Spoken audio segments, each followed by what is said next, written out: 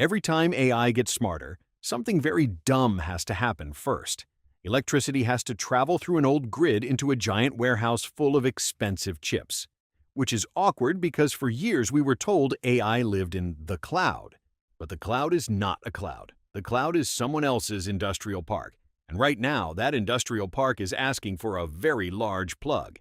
At first, the AI race looked like a race for intelligence. Who had the smartest model? Who could write better code?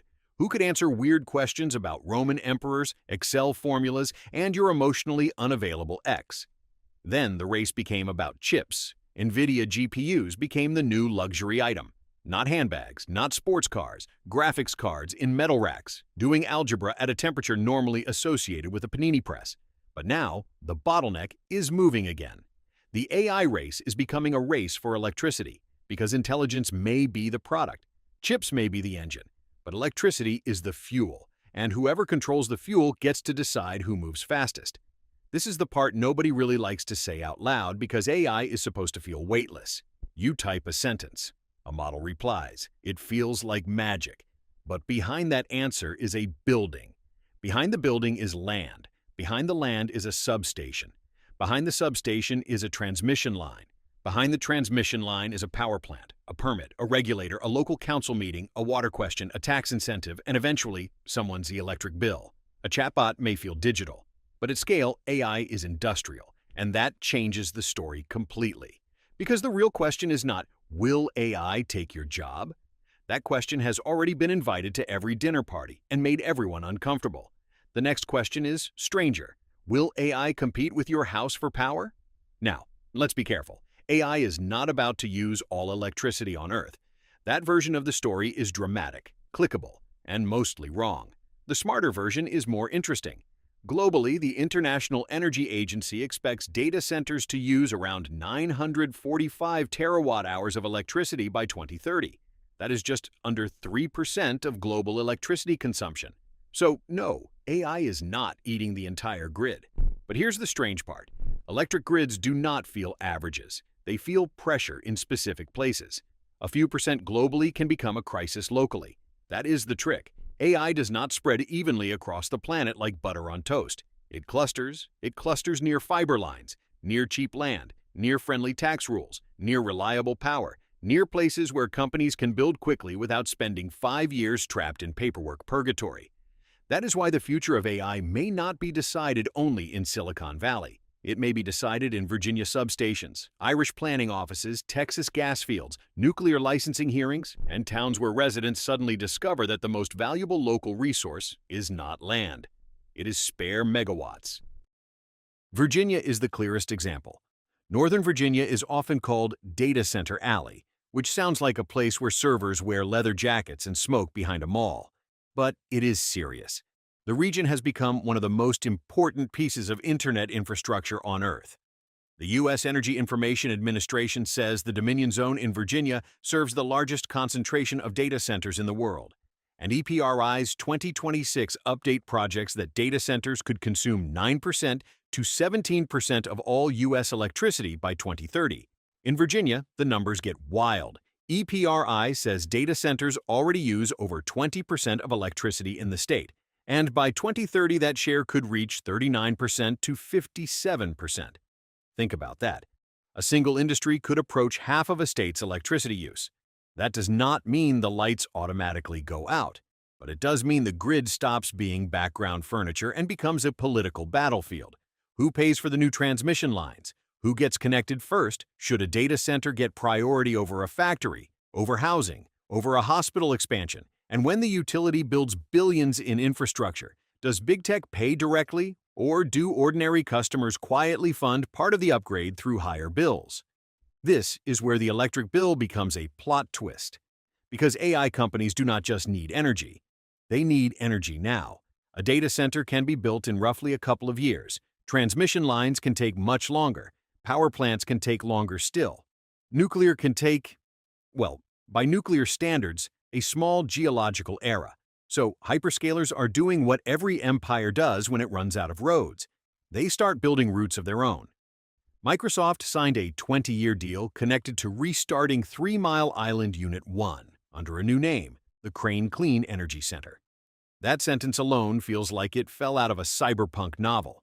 A nuclear plant famous enough to be in American memory gets a second life because AI needs clean, reliable power.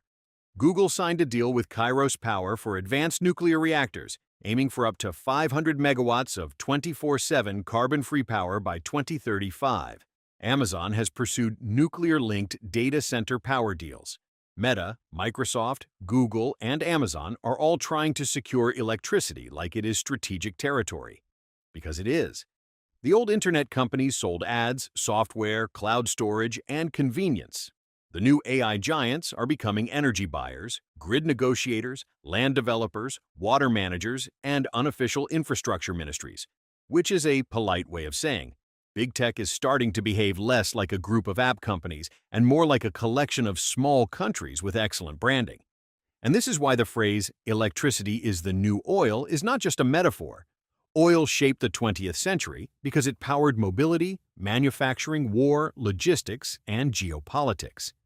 Electricity may shape the AI century because it powers computation.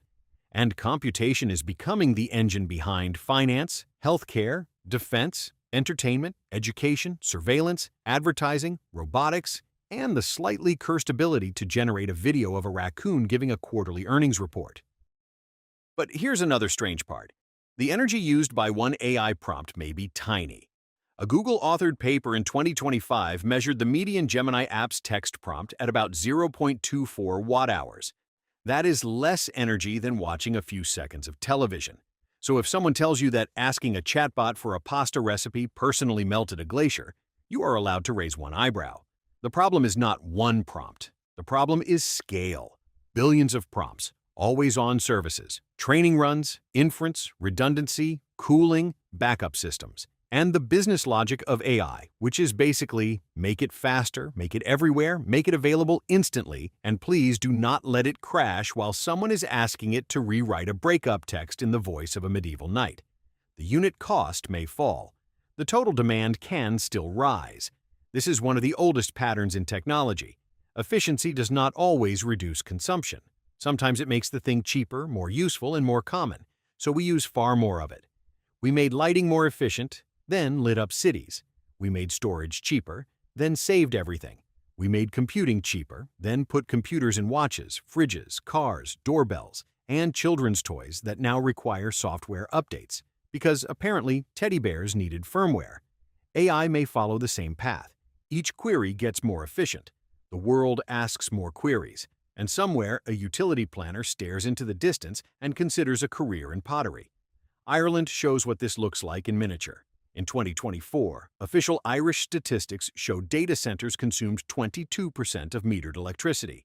More than urban households, more than rural households. That does not mean Ireland is doomed, but it does show how quickly a small country with attractive tech policies can discover that digital growth is not weightless.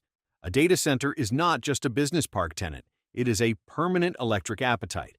And unlike a normal factory, it may run at high load day and night. It does not sleep. It does not take weekends off. It does not say, actually, I'm trying to reduce screen time. This is why local politics are getting sharper. Communities are asking about noise, land, water, tax benefits, and whether the jobs promised by data centers match the resources they consume.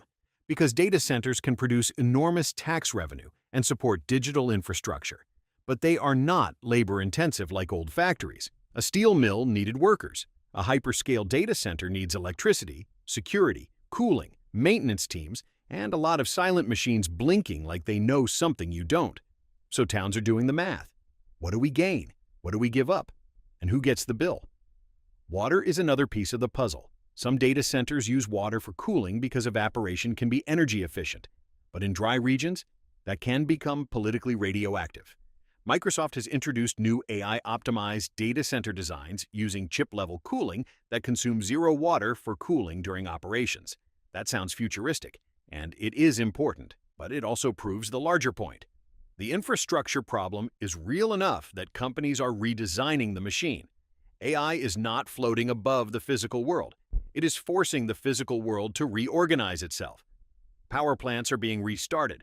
Small modular reactors are being pitched. Gas turbines are being ordered, batteries are being planned, transmission lines are being debated. Utilities are rewriting demand forecasts, and investors are realizing that the AI boom is not only about software margins, it is about concrete, copper, transformers, turbines, land, and time, especially time.